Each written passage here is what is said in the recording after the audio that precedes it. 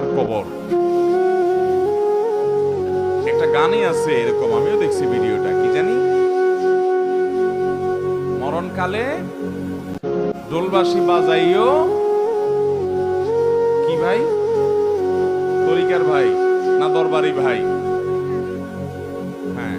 এবং সেখানে একটা কথা খুব আপত্তিকর আছে, সেটা আরো বেশি, সেটা হলো কালেমা কালামও ভাই কোনো কিছুর দরকার নাই, কালিমা কালাম কিছুর দরকার নাই, ডোলবাসী বাজাইতে বাজাইতে নিয়ে কবর দিও।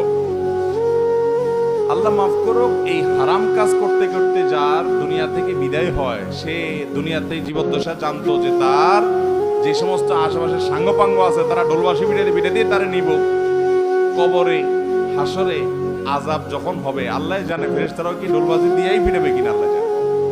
ভাইরা আমার, নবী সাল্লাল্লাহু আলাইহি সাল্লাম বলেছেন বয়স্তুলি ইউকসিরাল মাজামির, এই সমস্ত বাদ্যযন্ত্র এগুলো দুনিয়া থেকে এগুলো বিদায়ের জন্য আমি আসছি, এগুলো শয়তানের অস্ত্র, এগুলো হারাম।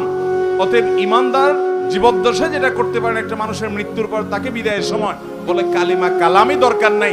কালিমা কালামই যদি দরকার না থাকে সে মুসলমান কিনা সন্দেহ। মুসলমান কিভাবে কালিমা কালামের দরকার নাই, ঢোলবাজি হইলে তা চলবো? আমরা তো কালিমা কালাম পাইছি কোরআন থেকে, হাদিস থেকে। এর ঢোলবাসিটা কে দিল? কে দিছে বলেন? শয়তান দিছে। তো শয়তানের এই জিনিসটা নিয়ে যদি কবরে যায়, মায়ের কি পিঠে পড়বে না নিচে পড়বে?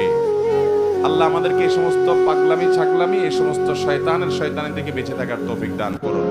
কত পাগলামি যে দুনিয়াতে আছে, এসব না দেখলে বোঝার উপায় নাই। আল্লাহ আমাদের সমস্ত ভাইদেরকে হেদায়েত দান করুন।